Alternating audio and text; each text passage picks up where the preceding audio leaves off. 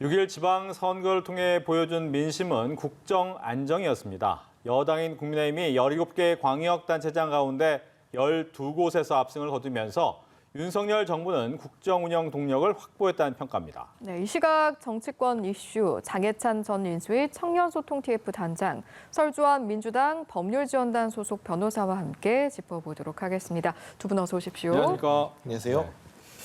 먼저 어제 저녁에 분위기 굉장히 좋더라고요. 어땠습니까? 총평을 좀 들어보겠습니다. 일단은 이 처음 출구조사 결과가 나왔을 때부터 저희가 기대했던 것 이상의 민심을 확인했기 때문에 물론 기쁜 분위기가 개표 상황실 안에서 계속 감지되었던 것 같아요. 하지만 그 이후에 나온 이준석 당대표나 권성동 원내대표의 메시지를 보면 일관되게 절대 자만해서는 안 된다. 민주당의 지난 2년 동안의 오만을 타산지석 삼아야 한다면서 자세를 바짝 낮춘 것을 알 수 있거든요. 그리고 새벽에 아쉽게 개표가 계속 진행되면서 경기도 같은 경우는 역전을 허용하지 않았습니까? 그 부분도 이 압승 가운데 국민의힘이나 윤석열 정부 입장에서는 조금 따끔한 또 의회 해초리 한 대를 맞은 느낌이고요. 이번에 지방 권력을 국민들이 국민의힘과 집권 여당에게 허락해 준 것은 남은 2년 동안 국정 운영 한번 잘 해보라는 뜻일 것 같습니다. 그래서 2년 동안 성과를 내야 하는 무거운 책임감을 느끼게 되었고요. 정부에 대한 중간 평가는 또 2년 뒤 총선에서 새로 받게 될 테니까요. 그때까지 이번에 지방 권력 수복했다고 해서 국민의힘이 고개를 들거나 이제 우리 좀 뭐 살만한데 이런 분위기 낼 일보다는 바로 아침에 또 혁신이 발표한 것처럼 계속해서 쇄신하고 혁신하는 경쟁을 집권 여당이 먼저 해야겠다라는 각오를 좀 다지고 있습니다. 네.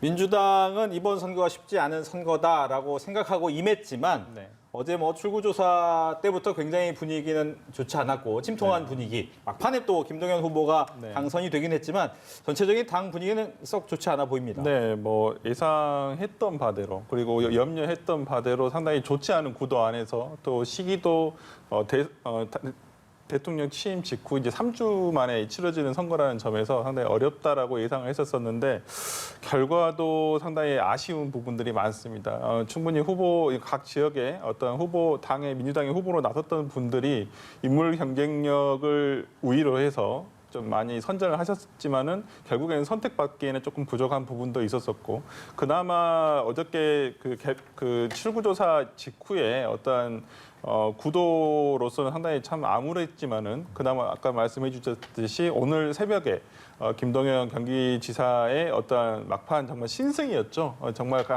간소한 차이로 신승으로서 민주당 지지자들에게는 그나마 정말 그 패배가 대선 이후에 너무나 그 패배감이 깊을 수 있었는데 그나마 이걸 좀 제동을 걸어준 것 같아서 어떤 희망이 보였다 이렇게 볼 수 있을 것 같습니다. 네. 계속해서 이 얘기를 좀 나눠볼 텐데 특히나 이제 각 당에서 이제 당권의 변화도 좀 감지가 될 것 같거든요. 먼저 좀 국민의힘 같은 경우에는 이준석 당대표가 연속 2번의 큰 선거에서 이기면서 좀 굳건한 당권을 갖게 됐다라는 생각이 좀 들긴 합니다. 일각에서 이제 여러 가지 또 음모론도 제기해 왔고 별의별 이야기들이 다 나왔습니다만 대선에 이은 지선 승리로 내년 6월까지 보장된 이준석 대표의 임기에 대해서 이제 당내에서 다른 목소리를 내는 사람들은 사라지지 않을까 싶고요. 그리고 이참에 당도 더 개혁에 박차를 가해야 할 것 같습니다. 이준석 대표가 선거 이긴 다음 날 아침에 혁신위를 띄운 이유가 뭐가 있겠습니까? 사실 이번에 경기도 선거 같은 경우는 무소속으로 출마한 강용석 후보의 표가 아쉽다면 아쉬웠겠습니다만 이런 좀 국민의 대중 정서와 맞지 않은 지나치게 강경한 목소리를 내는 보수 일각의 극우 후보들에게 당이 조금이라도 휘둘릴 여지를 주면 안 된다. 그런 부분에 대해서 아직까지도 제가 개인적으로 봤을 때는 김어준 씨나 이런 유사 방송인들에게 흔들리는 민주당과는 다른 면모를 국민의힘이 먼저 보여줄 필요가 있다라는 점에서 1년 동안 남은 과제가 또 있는 것 같고요. 그 1년 이후의 일을 지금 우리가 평가하기는 좀 힘듭니다만 이번에 당선된 이 광역자치단체장이나 지자체장 그리고 도의원, 시의원 이런 분들이 그 어느 때보다 막중한 책임감을 가지고 윤석열 정부 성공을 위해서 국민들께 성과를 보여드릴 필요가 있다라는 생각을 더욱더 많이 해야 될 것 같습니다. 네.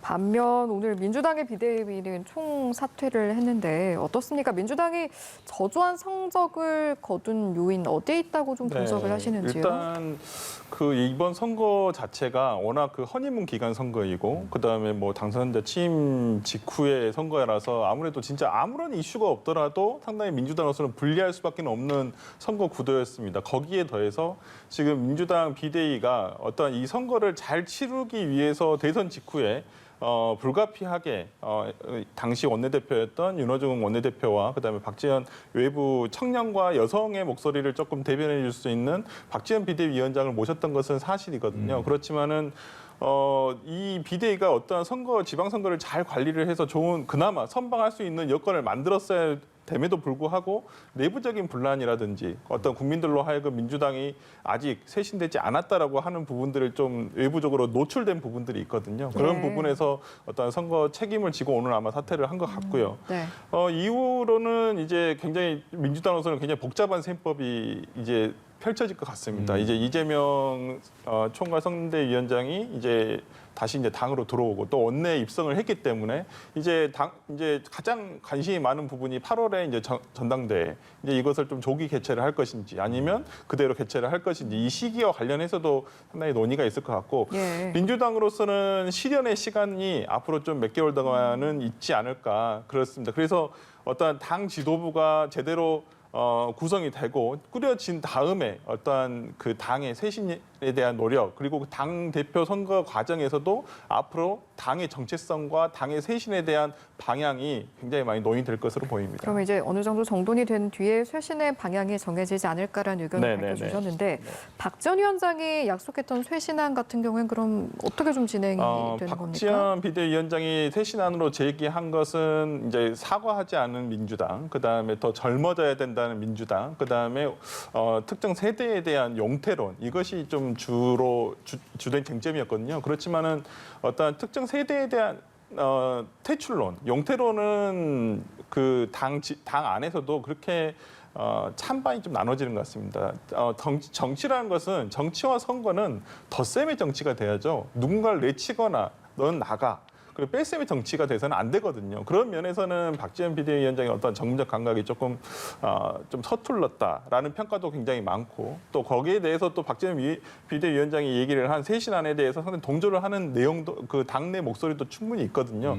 이런 것들이 이제 당대표 선거에서 누가 당대표 후보로 나오느냐에 따라서 그 부분에 대해서 어떻게 목소리를 대변할 것인가 그리고 박지원 비대위원장의 쇄신안을 향후에 어떤 분이 당대표가 될지는 모르겠지만 그 부분을 잘 받아서 하지 않을까라는 생각을 하고 있습니다. 예.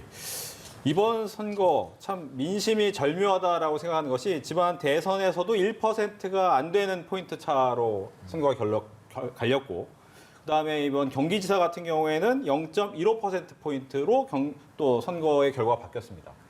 또 이재명 후보 같은 경우에 막판 여론조사 결과에서 여러 가지 얘기가 있었지만 또 큰 표 차이로 또 당선이 되기도 했고요. 이런 민심의 흐름을 좀 어떻게 보십니까? 일단은 민심은 일관되게 민주당에게 회초리를 때리고 있다고 봐야죠. 오늘 아침에 박용진 의원 같은 경우는 회초리가 아니라 야구방망이로 맞은 것 같다라는 발언을 하시더라고요. 이렇게 12대 5라는 극단적인 압승 구도가 나온 건 네. 지난 2006년 이후 처음 있는 일입니다. 국민의힘의 전신 보수정당 입장에서는. 그런데 2006년은 노무현 정부 임기 말로 정부 지지율이 낮고 정권 교체 분위기가 굉장히 높을 때였거든요. 그러니까 거의 한 15년 만에 보수 정당이 가장 힘이 강했고 또 진보 정당이 가장 힘이 약했던 때와 똑같은 결과가 나온 거예요. 그런데 사실은 이 출구조사 결과를 보면 13대 4가 될 줄 알았는데 경기도라는 우리나라에서 유권자가 가장 많이 살고 있는 이 광역자치단체장 결과가 아슬아슬하게 뒤바뀌면서 정부 여당을 향해서도 오만하지 말라라는 일침을 국민들이 절묘하게 놓은 셈이 되었는데요. 결과적으로 대선도 그렇고 이번 지선도 그렇고 결과는 국민들의 민심입니다만 이것을 어떻게 받아들이고 해석하느냐에 따라 두 정당의 운명이 앞으로 달라지겠죠. 제가 대선 끝나고 0.7% 차이의 아슬아슬한 결과가 나왔을 때 이게 오히려 민주당에게 독이 될 수도 있다고 말씀드렸거든요. 소위 말하는 젖잘싸, 졌지만 잘 싸웠다고 자기들끼리 위안을 삼으면서 반성과 쇄신을 안 하는 게 독이 될 수도 있다 했는데 그게 이번 지방선거에 고스란히 드러났어요. 그럼 민주당에서는 이번에 이 지방선거 패배를 정말 완전한 패배로 받아들이고 쇄신과 반성을 할 것인가 아니면 아니 우리 허니문 기간에 그래도 경기도 이긴 건 잘한 거다라고 또다시 젖잘싸의 함정에 빠질 것인가 기로에 놓이게 된 셈이고요. 국민의힘 같은 경우는 4.7 재보궐 대선 그리고 이번 지선까지 어쨌거나 전국 선거에서 3연승을 거두고 있습니다. 이제 슬슬 오만해질 수 있는 그 위험한 시기인 것이거든요. 네. 그리고 앞으로 2년 동안은 선거가 없기 때문에 국민의힘이 과연 민주당의 전철을 밟아서 국민 여론을 팽개치고 우리가 이겼으니까 마음대로 해도 된다는 모습을 보일지 아니면 더 낮은 자세로 민주당과의 혁신 경쟁에서 한 발 앞서갈지 국민의힘도 이 같은 기로에 놓여 있는 상황입니다. 예. 2년 동안 선거가 없기 때문에 네. 말씀해 주신 것처럼 졌지만 잘 싸웠다로 2년을 버티다가는 언제 회초를 다시 맞을지 모른단 말이죠. 네. 민주당에서 어떻게 방향을 세웁니까? 오늘 아침에 김동연 경기지사도 이제 그 신승을 거둔 직후에 인터뷰 내용을 봤을 때 소위 말하는 젖잘싸라는 부분 있잖아요. 졌지만 잘 싸웠다라는 부분에 대해서 강력하게 부정을 했어요. 이 부분은 이번 선거의 결과는 민주당에 대한 참패이고 민주당이 정말 국민들에게 반성의 모습과 쇄신의 모습을 충분히 보여주지 못한 부분이다. 이렇게 생각을 하고 있고 그것은 지난 정부에 대한 어떤 평가도 이어졌다고 볼 수도 있고요. 그렇기 때문에 방금 얘기하신 젖잘싸 부분은 아마 민주당으로서 상당히 경계하고 있고 그 부분에 대한 평가는 그렇게 평가를 하지 않고 있습니다. 간소한 차이, 정말 미세한 차이로 지고 미세한 차이로 이겼다 손 치더라도 그것이 곧 어떤 민주당에 대한 어떤 좋은 평가 이것은 아니라 민주당이 더욱더 앞으로 쇄신해야 된다라고 얘기를 하고 있고 특히나 이번 선거의 결과는 민주당이 정말 전패를 한 거거든요. 어찌 보면 지난 선거를 통해서 정말 한번 잘해봐라. 중앙 권력과 지방 권력을 다 줬지만은 그동안 어떤 국민들의 마음에 흡족하지 못한 성과를 냈기 때문에 오늘의 이 결과가 대선 결과도 나왔고 대선 결과가 그렇다고 하더라도 이재명 후보가 가지고 있는 개인기로 얻은 성과라고 보는 경향들이 더 많거든요. 민주당이 보여준 것보다는 그렇기 때문에 이제는 이재명 의원인데 이재명 의원이 이제 그 원내에 입성을 해서 또 민주당에서 어떠한 역할을 할 것인가 그리고 민주당을 앞으로 어떻게 바꿔갈 수 있을지 거기에 대한 상당히 기대감도 있는 것은 사실입니다. 예, 저희가 이제 여기까지 전반적인 이야기를 했다면 지금부터는 이제 지역별로 조금씩 살펴보려고 합니다. 그럼에도 불구하고 경기지사 선거에서 승리를 하면서 네. 민주당 내에서는 그래도 나름대로는 좀 반전을 모색할 기회가 만들어진 게 아니냐 이런 분석도 일부 있는 것 같던데요. 네, 그 민주당을 지지하는 일반 어떤 당원이라든지 민주당을 좋아하는 지지하는 시민들이라는 국민들은 그나마 이렇게 낭떠러지에 떨어지면서도 마지막으로 정말 이렇게 나뭇가지를 잡았다고 해야 될까요? 그런 심정이었을 것 같습니다. 그나마 정말 어제 거의 전패에 가까운 13대 4가 됐다라고 한다면 정말 지난 지방선거에 완전히 데칼코마의 색깔만 바꾸는 경향이 돼버리거든요. 영남과 호남을 바꿔서 네. 각 지역에 기반을 둔 지역만 각 당의 지역 기반을 둔 지역만 이기고 나머지 지역은 다 내주는 상황이 돼버렸는데 그나마 경기도 특히나 경기도 같은 경우에는 1,390만의 인구가 살고 있는 어찌 보면 지금 대한민국의 4분의 1의 인구들이 있고 1,100만이라는 유권자들이 있거든요. 그렇다고 친다면 이 김동연 지사가 이제 경기도를 어떻게 운영하냐에 따라서 또 민주당이 향후에 뭐 2년 뒤 총선, 그다음에 4년 뒤에 다시 한번 지방선거를 도약할 수 있는 하나의 그 김동연이라는 미라를 하나 만들었다고 볼 수 있을 것 같아요. 거기서 희망을 좀 민주당 지지자들이 좀 보는 것 같습니다. 네, 광역단체장 선거 사상 최소 득표차의 승리였습니다. 이번 결과 좀 어떻게 보셨는지 궁금하고 김동연 후보가 당선될 수 있었던 요인은 뭐라고 보셨는지 좀 결과 전체적으로 어떻게 보셨습니까? 일단 아무래도 김동연 이제 경기도지사 같은 경우는 경제부총리를 역임했기 때문에 일하는 이미지, 정통 경제 관료의 이미지를 내세운 게 좀 주요했던 것 같습니다. 그리고 상대적으로 이 선거가 치열해지면 치열해질수록 이재명 의원이라고 불러야겠죠. 더불어민주당의 이재명 의원과 거리를 두고 선을 긋는 모습을 보였었거든요. 결정적인 장면 몇 가지가 생각나는데 초반에 김동연 도지사가 한 방송에서 대장동 사업이 이재명 의원의 최대 치적이냐라는 물음에 동그라미를 들었어요. 그러면서 사실 좀 벌렸던 격차가 좁혀졌었는데 나중에는 이재명 의원 배우자의 법카 사용 의혹 잘못된 것이다라고 말을 하기도 했습니다. 있었고 또 김포공항 이슈가 정말 뜨거운 감자가 되었을 때 이걸 조율하지 않고 성급하게 말한 것은 좀 잘못된 것 같다라고 질책하는 메시지도 냈었거든요. 그러니까 이재명 의원과의 거리두기가 이번 경기도지사 선거에서 대선 연장전 대신에 누가 진짜 일할 후보인가로 보이게끔 하는 그런 역할을 했던 것 같고요. 막판에 이제 김은혜 후보의 재산 신고 과정에서의 어떤 실수나 이런 부분들이 본선거날 공지로 붙게 된 것도 김은혜 후보 입장에서는 참 뼈아픈 실수였고 악재였다는 생각을 하는데요. 그래서 이 당선 이유를 전망해 보면 경기도에 같은 경우에 일반 기초 지자체장은 국민의힘이 22곳 정도를 석권했어요. 22대 5 정도의 결과가 나온 것 같고 경기도의회 같은 경우는 참 절묘하게 동수를 이루게 되었거든요. 77대 77인가요? 78대 78인가? 아무튼 민주당과 국민의힘이 동수를 이뤘습니다. 그러니까 김동연 도지사 같은 경우도 일방적으로 도정을 운영하기 좀 힘든 분위기에서 계속해서 대선 때 단일화를 했던 이재명 의원과 운명 공동체 모습을 보일 것이냐. 저는 그렇지 않고 독자 노선을 걸어갈 것이라고 보이기 때문에 김동연 도지사가 살아남은 것이 민주당 전체적으로는 당연히 잘된 일이지만 민주당의 당권 투쟁이나 차기 대선 구도, 권력 구도를 보게 되면 한층 더 복잡해진 여러 실타래가 생긴 것 같습니다. 예, 지금 잠깐 이야기를 해주셨지만 김동연 도지사를 통해서 당권이 조금 더 어려워졌다. 즉 이재명 의원이 당에서 확실한 당권 주자로 나서려면 이번 선거에서 어느 정도의 영향력을 보여줬어야 하는데 네. 개항을에 한정돼 있었다. 네. 그렇기 때문에 김동연 도지사가 오히려 목소리가 더 커질 수 있지 않느냐라는 시선이 있어요. 네, 이 부분은 정말 그 말씀해 주신 대로 상당히 복잡한 수가 생겨버렸습니다. 어찌 보면 지금 당장 민주당으로서는 전당대회를 통해서 새로운 대표가 와야 되거든요. 그렇죠. 새로운 대표가 근데 임기가 2년 뒤에 총선의 공천권까지 가지고 있는 대표가 되거든요. 그렇다고 한다면 새로운 대표는 분명히 어떤 그 민주당의 새로운 가치, 새로운 색채로 입혀질 수 있을 만한 그리고 또 본인과 또 어떤 가치를 같이 공유할 수 있을 만한 후보들을 내세울 거라고 보이거든요. 네. 거기에 근데 김동연 후보 같은 경우에는 경기도지사 도정을 운영하기 때문에 당에 어떤 직접적인 영향력을 끼치기는 굉장히 힘든 부분이 있습니다. 그렇지만 지금 예상되다시피 4년 뒤에 5년 뒤에 저희가 지금 대선이 있지 않습니까? 근데 그 1년 전에 딱 그 지방선거 이번 8기 지방도지사라든지 어떤 그 지방 정부의 임기가 딱 끝나거든요. 끝나죠. 네. 그렇기 때문에 거기서 이제 아마 대권 후보로서의 어떤 도전 이 부분이 두 분이 이제 그때까지 계속 있는다고 한다면 경쟁이 되지 않을까라는 생각도 충분히 들 수 있다고 봅니다. 예.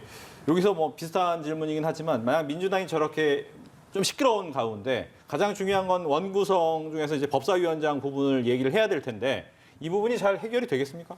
박홍근 원내대표가 비대위원장 직무대행 체제로 이제 가게 되는 것인데요. 기존에 지방선거 이전에는 법사위원장 못 내준다고 했습니다만 그렇죠. 이게 사실 어제 오늘 된 이야기가 아니라 예전부터 합의된 사안이거든요. 그리고 그때 이 후반기 법사위원장을 야당에게 내준다고 명시되지 않았고 국민의힘에게 내어준다고 명시가 되어 있습니다. 근데 국회의장과 법사위원장을 한 정당이 동시에 가져가는 건 국회 관례상 거의 없었던 일이기 때문에 견제와 균형 차원에서라도 법사위원장 자리는 국민의힘이 가져가는 게 타당하다고 보여지고요. 이번 지방선거 결과에서 민주당이 꽤 아픈 회초리를 맞았잖아요. 그런데 원 구성에서까지 본인들이 협상한 것을 깡그리 무시하면서 법사위원장도 우리가 가져오겠다고 나선다면 아무리 당장 선거가 없어도 지금 한 20%대로 추락한 민주당 지지율이 어디까지 내려갈지 모르는 거 아니겠습니까? 지금의 지선 결과 후 정치 지형상 박홍근 원내대표가 그런 무리한 주장을 계속해서 고수하기는 대단히 힘들지 않을까 싶습니다. 네. 거기에 대해서 네, 듣겠습니다. 이게 두 가지가 있을 것 같아요. 한 가지는 여야 간의 합의를 파기한 사람이 지금 누굽니까? 권성동 원내대표의 책임이 커요. 이거 그 당시에 저번에 그 형사소송법과 검찰청법의 개정안에 대해서 다 합의를 해놓고 그리고 의총까지 다 거친 다음에 그 합의를 파기한 사람이 권성동 원내대표였어요. 그렇다고 한다면 그러면서 본인이 야당의 원내대표에게 이제 약속을 지켜야 되지 않겠느냐. 저는 그 부분은 상당히 어불성설이라고 보고 특히나 지금 법사위원장을 내줄 수 없다라고 이제 이런 의견들이 나오는 것은 또 윤석열 정부거든요. 한동훈 법무부 장관을 이주로 해서 지금 법무부에 계속 인사검증단이라든지 설치라든지 이런 부분들이 권한이 계속 몰리고 있기 때문에 이 부분에서 법사위원장까지 내주게 된다면 민주당으로서는 법사위원장 준다라는 전제 조건이 있습니다. 그건 뭐냐면 법사위원회가 다른 상임위원회 이 상위위원회가 아닌 정말 원래 기능인 문구나 어떤 법 체계만 심사하는 그렇게 개정이 된다라고 한다면 민주당은 분명히 그 부분에 대해서 국민의힘에 그 법사위원장을 준다 그러고 전제 조건이 있습니다. 그러니까 지금 국민의힘에서 요구하는 거에 대해서는 서로 민주당과 국민의힘이 그 부분에 대해서는 합의가 된다라고 한다면 민주당에서도 그 부분은 충분히 법사위원장을 당초 합의한 대로 준다고도 얘기하신 부분이 있기 때문에 그 부분이 먼저 해결이 돼야지만 아마 법사위원장 문제는 해결이 될 것 같습니다. 저는 좀 이해가 안 되는 게 지난 2년 동안은 그러면 법사위 문제 왜 민주당이 해결 안 했나요? 부동산법이나 검수완박 같은 경우는 국민의힘 동의 안 받고도 막 바꿨는데 지난 2년 동안 법사위의 기능을 줄이는 거 민주당이 마음만 먹었으면 그냥 통과시킬 수 있는 것이거든요. 그런데 본인들이 법사위원장 자리 갖고 있을 때는 그렇게 하지 않다가 이제 와서 다른 이유를 드는 건 좀 국민들 보기에 핑계가 아닐까 싶고 제가 봤을 때 민주당이 취할 수 있는 최선의 전략은 법사위를 내어주고 약속을 지키는 모습 취하되 그 대신 소위 말하는 알짜 상임위를 좀 잘 배분받는 것 정도가 현실적인 대안이 아닐까 싶어요. 그런데 만에 하나 박홍근 원내대표나 민주당의 신임 지도부가 법사위 절대 못 내준다는 강경 모드로 나오게 되면 이게 국민의힘과 이 원구성 협상 과정에서 격돌하고 또 공전이 일어나겠죠. 국회가 일 못하는 시기가 좀 꽤 길어지겠죠. 그랬을 때 이번 지방선거에서 윤석열 정부 일단 일해보라고 민주당에게 회초리를 때린 국민들이 이 원구성 협상 지연되는 걸 보고 과연 누구 책임이 더 크다고 생각하게 될까? 이 부분을 이번 선거에서 드러난 민심을 민주당이 좀 준엄하게 생각할 필요가 있지 않나 싶습니다. 알겠습니다. 이 내용도 좀 짚어볼까요? 선거 막판에 김포공항 이전 공약에 대한 공방이 이어지면서 제주의 민심이 어떻게 반응을 할까 또 관심 모아졌었는데 오영훈 당선인이 이제 네. 확정이 됐습니다. 이번 결과가 의미하는 바가 있을까요? 어떻습니까? 일단 뭐 김포공항 이전 문제 관련해서는 저는 이제 그렇게 판단합니다. 이게 전국 선거라기보다는 어떤 지역 현안에 대한 어떤 공약을 많이 내세우거든요. 그러니까 이재명 의원이 얘기를 했던 부분도 계양구 주민들이 느끼고 있는 어떤 김포공항의 소음 문제 해결이라든지 김포공항으로 인해서 어떤 지역 발전이 더딘 부분에 대해서 이 부분을 조금 해결해 보자라는 어떤 목적이 있었었고 그 부분에 관련해서 이제 김포공항도 있지만 김포공항을 이전해서 인천공항에서 해결할 수 있는 여건이 된다라고 한다면 장기적으로 이걸 추진해 보자는 거였어요. 당장 뭐 김포공항을 없애서 이 부분을 옮기자 이런 내용은 아니었었고 지금 뭐 이재명 후보 시절에 얘기한 대로 서울에서 인천까지 10분 정도 고속철로 10분 정도의 소요되는 시간을 만들 수 있다면 뭐 충분히 지금의 서울에서 김포공항 가는 것과 크게 다르지 않기 때문에 그 부분 여건이 해결된다면 해결된다는 문제였거든요. 그래서 이 부분이 조금 침소봉대된 경향은 있어요. 네. 이렇다고 해서 뭐 예를 들어 뭐 저부터도 상당히 김포공항을 많이 이용을 하지만은 이걸 당장 옮긴다고 불편해서 이건 시민들의 합의가 이루어질 수 없는 부분이거든요. 송영길 대표도 송영길 후보도 서울시장 후보 시절에 얘기했듯이 국민들의 합의와 그다음 서울 시민의 합의와 제주도민의 합의가 있지 않으면 이 부분은 추진될 수 없다라고 분명히 얘기를 했어요. 그렇기 예. 때문에 오영훈 지금 제주도지사가 얘기를 하듯이 이 부분에 대해서는 시민의 불편과 그다음에 전체적으로 국민들의 불편이 없는 전제 조건이 돼야지만 추진될 수 있는 것이지 일방적으로 어디 뭐 이재명 의원이라고 그래서 국회의원 한 명이 할 수 있는 부분도 아니기 때문에 이 부분에 대해서는 좀 장기적인 과제로 남겨두고 이게 돼야 된다고 봅니다. 네, 결과적으로 우영훈 당선인이 당선이 되면서 민주당이 그래도 20년 만에 제주지사 자리를 가져가게 된 건데 그 결과 국민의힘 입장에서는 어떻게 좀 일으켰을까요? 일단 제주도에 대해서 국민의힘이 계속 공을 들여야 되는 건 마찬가지고요. 이번에 제주울 보궐선거도 참 아깝게 석패를 했는데 호남의 노력을 기울이는 것처럼 제주도도 과거 이제 원희룡 지사가 워낙 탄탄하게 기반을 구축했지만 그만한 또 인물을 키우기 위해서 노력을 해야죠. 다만 저는 김포공항 이슈가 전혀 영향이 없었다고는 생각하지 않습니다. 제주을 보궐선거에서 기대 이상의 선전이 있었고 무엇보다 김포시장 이번에 국민의힘이 이겼습니다. 그리고 강서구청장 국민의힘이 이겼습니다. 예. 사실 김포시와 강서구 모두 국민의힘 약세 지역으로 분류되는 곳인데 그곳에서 국민의힘의 이 지방자치단체장들이 승리를 했다는 건 김포공항 이슈가 지역민들에게 부정적인 영향을 끼쳤다. 라고 또 판단할 수도 있는 부분이고요. 오늘 아침에 당선된 김동연 경기도지사 인터뷰를 보니까 한 번 더 이 김포공항 이슈에 대해서는 자신은 부정적이다라는 견해를 밝히더라고요. 이것을 과연 민주당이 어떻게 앞으로 단언해 나갈 것인가. 직전 대선 후보의 최대 공약이었던 것만큼 이재명 후보가 당선되고 이 이야기를 그냥 쏙 안 할 수는 없거든요. 그런데 하게 되면 당장 김동연 도지사 반발하고 다른 지역구 의원들이 반발할 수 있으니 이 문제가 지선 이후에 민주당의 당권 다툼과 맞물려서 굉장히 골치 아픈 정책 이슈가 될 것 같습니다. 예. 또 하나 이제 눈여겨볼 대목이 이제 호남 지역에서 국민의힘 후보들이 15% 정도를 다 받았어요. 그래서 이제 다 선거를 보전받는, 선거 비용을 보전받는 정도가 됐는데 일단 호남 지역의 투표율은 굉장히 낮았습니다. 네. 하지만 국민의힘의 후보들에 대한 투표, 어떻게 보면 선택은 좀 많아졌다. 이건 네. 어떻게 봐야 됩니까? 일단 국민의힘의 어떤 서진 정책, 정말 예전에 그 김종인 비대위원장부터 시작된 그 다음에 그걸 이어봐서 이준석 대표까지도 계속 지속된 어떤 광주나 전남에 대한 호남에 대한 어떤 공을 들인 것들이 선거가 난다고 봅니다. 그래서 상당히 제가 판단했을 때는 그나마 좀 빠른 성과라고 생각을 하거든요. 이렇게 지지율이 많이 나왔다는 부분. 그리고 광역 비례의원 같은 경우, 광역 비례의원도 지금 한 명씩 선출이 됐거든요. 그렇다고 한다면 저는 이건 굉장히 긍정적으로 보고 있습니다. 이건 민주당도 마찬가지로 이제까지 동진 정책이라 해서 상당히 그 PK 지역, 부산, 경남 지역에 상당히 공을 많이 들였습니다만은 이번 선거에서 많이 대패를 했습니다. 한 발 좀 많이 물러나게 됐었는데 어떠한 그 지역 기반으로 한 정당이 우리나라 양대 정당이 됐는데 그것이 허물어지는 계기가 될 수 있다고 보거든요. 이제는 정치가 어떠한 시민들에게 어떠한 이익을 줄 것인가 이런 것으로 반영이 된다고 보거든요. 정책이라든지 어떤 이익 투표 성향 이것은 지금 계속 앞으로는 이익 투표 성향이라든지 지역 투표, 그다음에 세대 간의 투표 성향 이런 것들이 달라질 수도 있고 거기에 따라서 저는 지금의 보수 정당과 그다음에 진보 정당이 저는 그 각 지역에서 어떤 의원들이 배출되는 부분은 상당히 긍정적으로 평가를 하고 있습니다. 서진 정책의 성과다. 여기서 만족할 수 없죠. 네. 더 나아가야죠. 그러나 분명한 건 15% 이상 득표하게 되면 말씀처럼 선거비가 보존됩니다. 그러면 다음번에 다시 도전할 수 있는 기반이 생기는 것이기 때문에 과거 국민의힘의 전신 정당을 돌아보게 되면 이 광주나 전남, 전북 같은데 후보자 내기도 힘들었었거든요. 그런데 이번에는 어쨌거나 기초의회나 광역의회 후보자도 열심히 냈고요.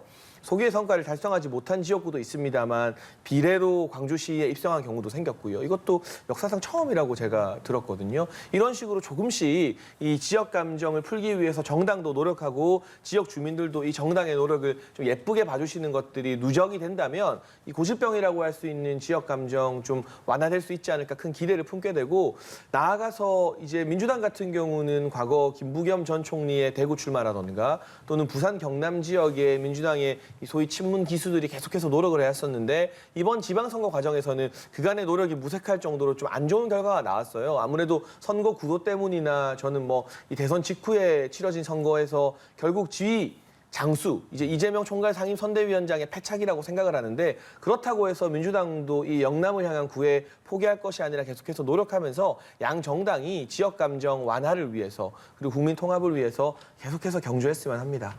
네, 알겠습니다. 그리고 이번 선거 여야 잠룡들이 총 출동을 했다. 이 점에 있어서도 많은 관심을 모았는데 일단은 오세훈 서울시장 이야기부터 해볼까요? 최초로 4선 서울시장이라는 기록을 세우게 됐습니다. 그렇다 보니까 아무래도 이제 잠룡으로서의 입지도 좀 다지게 됐다 이런 평가도 나오더라고요. 근데 사실 이제 정권 극초반기에 차기다, 잠룡이다라는 단어를 쓰는 것 자체가 현 정권 입장에서도 다소 껄끄러울 수 있는 일이고 아마 당사자인 오세훈 시장도 별로 반기지 않을 거예요. 왜냐하면 그만큼 많은 집중 견제와 감시를 또 받게 되는 것이거든요. 그래서 오세훈 서울시장 같은 경우도 대선에 대해서 묻는 기자들 질문에 지금 그런 거 생각할 때가 아니다. 서울시에 산적한 현안이 너무 많다라고 네. 적절하게 대답을 한 것 같고요. 지난 1년 같은 경우는 서울시의회 110여 가운데 100석을 민주당이 가지고 있었기 때문에 사실상 오세훈 시장이 뭐 하나 마음대로 할 수 있는 게 없었습니다. 시의회 이제 시정 질의에서 모욕성 질의를 당하는 장면도 영상을 통해서 공개가 많이 됐었고요. 그런데 이번에 구청장도 많이 바뀌었고 서울시의회에도 국민의힘이 다수당이 되었기 때문에 본격적으로 이 경륜과 능력을 검증받는 4년이 될 것 같고요. 서울시의 문제가 참 많죠. 경쟁력도 살려야 되고 무엇보다 부동산 재건축 문제, 또 교통 문제 등등이 있는데 이 부분에 대해서 시민들 다수가 납득할 수 있는 성과를 낸다면 2년 뒤, 3년 뒤에는 지금 말씀하신 차기나 잠룡이라는 단어가 가장 잘 어울리는 정치인이 될 거고요. 예. 만약 국민들이 이렇게 시민들이 전폭적인 지지로 여당의 이제 더불어민주당이 직전 여당이었잖아요. 전직 당대표와 거의 20% 차이 나는 결과를 만들어줬음에도 불구하고 부동산이나 교통 등등에서 성과가 뚜렷하게 나오지 않는다면 그건 또 더 무거운 책임으로 돌아오게 될 겁니다. 그래서 굉장히 준엄한 심판대 위에 섰다라고 표현하는 게 더 맞을 것 같습니다. 알겠습니다. 이제 오세훈 시장의 정책에도 탄력이 붙을 거다라고 말씀을 해주셔서 이어가 보면 지금 국민의힘이 서울시의회에서 과반 의석을 네. 차지하지 않았습니까? 네, 네, 그 네. 결과는 좀 어떻게 보셨어요? 일단은 그 지금 68% 정도 되더라고요. 국민의힘이 이제 기존에 서울시 의회가 121석 정도가 되는데 그 중에서 76석 정도를 차지함으로써 제가 보니까 비율로 보면 68% 정도가 되던데 오세훈 시장으로서는 이제는 핑계거리가 없어졌어요. 정말 4년 그리고 생각을 해보면 오세훈 시장이 과거에 초선, 재선 할 때까지만 해도 뭐 무상급식 외에는 별로 기억나는 업적이 없습니다. 그것도 본인에게 오욕으로 남았던 업적이고 그렇다고 친다면 정말 지금 그 국민의힘의 많은 잠룡들, 소위 말하는 잠룡들 중에 가장 앞서고 있다고 볼 수가 있는데 이 4년 동안 어떠한 성과를 보여준가에 따라서 정말 잠룡이 될지 정말 이것으로 끝나버릴지 이거 상당히 평가를 받을 수밖에 없는 4년이기 때문에 본인으로서도 상당히 성과를 내야 한다는 어떠한 그 책임감과 어떠한 막중한 또 어떤 그런 마음이 있을 텐데 예. 그런 면에서 본다고 한다면 서울시 의회의 이러한 다수당으로서의 변모는 아마 오세훈 시장이 펼치고자 하는 부분에 대해서 상당히 탄력을 받을 수 있는 큰 힘이 될 거라고 봅니다. 네. 또 두 명이 있죠. 국회 보궐선거로 들어오는 이제 안철수 의원과 이재명 의원 두 사람이 있는데 각각의 행보를 어떻게 예상을 하는지 각각 들어보도록 하겠습니다. 먼저 안철수 의원은 어떻게 행보하겠습니까? 일단 그 안철수 의원 같은 경우는 경기 분당갑에서 상당히 여유 있게 이겼어요. 네. 그리고 인수위원장직을 마치고 국회에 입성한 것이기 때문에 앞으로 1년 남은 기간, 이 1년이라는 게 바로 내년 6월에 전당대회를 뜻하는 겁니다. 그 기간 동안 당내에서 자기 사람들을 상당히 많이 만들어야 하는데요. 국민의힘에 들여왔지만 이게 원래부터 국민의힘 소속이었던 건 아니잖아요. 그렇죠. 상당히 낯설 텐데 과연 어떤 식으로 자신의 사람들을 늘릴 수 있을 것인가. 그리고 다소 껄끄러운 관계로 알려진 이준석 대표와의 관계 설정은 어떻게 할 것인가. 근데 제가 이 평론하는 입장에서 조언을 드리면 너무 일찍 현 지도부와 각을 세울 필요는 전혀 없다라는 말씀을 드리고 싶고요. 평소 안철수 이 의원의 강점이 정책이라면 약점이 좀 이 정치인들과의 스킨십 이런 부분으로 꼽히고 있는데 그 부분을 보완하기 위해서 1년 동안 최선의 노력을 다하면서 물밑에서 의원들과의 관계 회복이라는 좀 내실을 쌓는 게 중요할 것 같고 이재명 의원 같은 경우는 당장 8월 전대에 출마하느냐 마느냐가 기로일 것 같습니다. 저는 이번에 패배했다 하더라도 이재명 의원이 출마할 거라고 개인적으로는 강하게 확신합니다만 벌써부터 견제가 엄청나게 심해지고 있거든요. 전해철, 홍영표 또 심지어 이낙연 전 대표까지 올리는 글들이 전부 다 이재명 의원 비판이에요. 박지원 전 국정원장도 이재명 의원을 강도 높게 비판하는 듯한 글을 올렸고요. 이 같은 난관을 어떻게 뚫을 것이냐. 이 과정에서 민주당이 굉장한 분열과 내용을 겪게 될 것인데 과연 지금의 리더십으로 그걸 수습하고 8월 전대를 무사히 치를 수 있을 것이냐가 하나의 관전 포인트가 될 것 같습니다. 네. 네, 안철수 의원 같은 경우에는 대권에 대한 어떤 양보로서 받은 게 국회의원직 하나죠. 본인에 대한 정말 뭐 이번 입각도 하나도 못했고 뭐 전혀 성과가 없었는데 그렇다고 한다면 안철수 의원이 이제 앞으로 국민의힘에서 어떻게 자리를 잡아갈 것인가 상당히 요원하거든요. 내년에 이제 전당대회가 있습니다만은 지금 뭐 이준석 대표의 연임 얘기도 나오고 있는 상황이고 그렇기 때문에 안철수 의원이 이제 향후에 이제 그러니까 당권을 잡기 위해서. 향후 대권을 하기 위해서는 당권을 잡아야지만 내년에 당권 이후에 있는 총선에서의 역할을 할 수가 있거든요. 그렇기 사람도 때문에 만들고. 그럼요. 네. 그렇기 때문에 아마 쉽지는 않은 길이다. 더불어서 이재명 의원도 마찬가지로 정말 쉽지 않은 시간이 왔습니다. 앞으로 2, 3개월 동안에 방금 말씀해 주셨다시피 당권 도전에 대해서 벌써 어찌 보면 계파 간의 갈등이 시작됐다고도 볼 수가 있거든요. 지금 다들 어제 바로 어떠한 평가를 내놓는 쪽이 전부 다 보면 이낙연 계라고 할 수 있는 의원들이고 이런 부분들이 과연 이제 이재명 의원과 지금 또 이낙연 계라고 불릴 수 있을 만한 그런 분들과의 어떠한 힘겨루기 어떤 그 이재명 의원의 독주 체제로 가지만은 않을 것 같다라는 생각이 들어서 이 부분이 상당히 이재명 의원으로서도 상당히 험난한 길이 예상된다라고 볼 수 있을 것 같습니다. 네.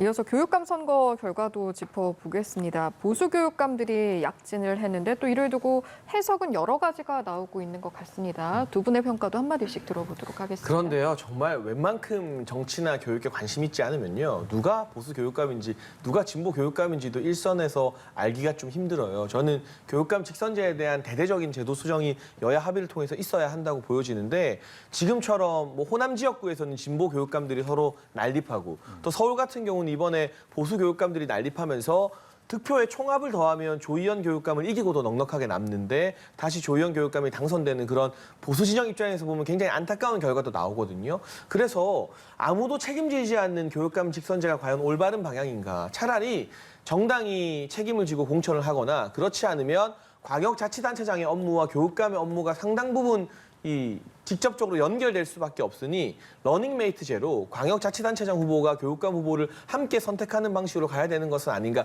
이 부분은 보수 진보가 유불리를 떠나서 좀 진지하게 머리를 맞대고 고민할 결과라고 생각을 하고요. 이번에 이제 보수 교육감들이 많이 당선이 되었죠. 이 부분은 진보 교육감이나 소위 말하는 전교조 출신의 교육자분들이 우리 학부모님들이나 학생들이 이 전교조가 내세우는 혁신교육에 조금 염증을 느끼고 있다. 그렇다면 이게 무조건 옳다고 주장할 게 아니라 어떤 식으로 학력 저하라는 이 고질적인 문제에 대해서 새로운 해법을 찾을 것인가 좀 치열하게 대안을 좀 내세워야 될 시점이라고 생각합니다. 알겠습니다. 마찬가지 질문 드리겠습니다. 네, 일단 뭐 교육에 어떠한 정치적인 유불리가 들어가서는 안 된다고 봅니다. 기본적으로 저는 그 부분에 동의를 하고요. 특히 이제 학생들이 교육감의 어떤 영향을 가장 많이 받는데 또 학생들은 투표권이 없어요. 그렇기 때문에 오히려 일반 성인이 되거나 아니면 자녀가 성인인 유권자들은 대부분 관심이 별로 없거든요. 그리고 이제 1, 2, 3번도 보면 뭐 정당 순서도 아니고 그렇기 때문에 누가 누군지도 모르는 상황에서 이렇게 하기가 쉬운데 이 부분에 대해서 앞으로는 좀 제도 개선이 있어야 한다는 부분에 대해서는 상당히 공감을 하는 바이고 그렇지만은 어떤 지금 역할은 엄청 중요하거든요. 총 80조에 해당하는 교육감 예산들이 있기 때문에 그걸 어떻게 쓰느냐. 특히나 정부에 따라서 교육 제도의 개편들이 있을 때 거기에 대해서 교육감이 어떤 목소리를 내느냐에 따라서 달라질 수 있는 부분이 있기 때문에 특히나 아이들의 어떤 평등한 교육, 공정한 교육에 대해서 어떻게 이루어 나갈 것인지 이 부분에 대해서도 상당히 진보나 보수에 대한 교육감의 어떤 정책 기조가 좀 다르기 때문에 향후에 조금 제도적 개선이 좀 필요하고 이 부분에 대해서도 어떤 교육감들이 정치적인 유불리를 떠나서 어떤 판단이 됐으면 좋겠습니다. 예, 알겠습니다. 네, 두 분 말씀 여기까지 듣고 마무리하도록 하겠습니다. 지금까지 장해찬 전 인수위 청년소통 TF 단장, 설주한 민주당 법률지원단 소속 변호사와 이 시간 함께했습니다. 고맙습니다.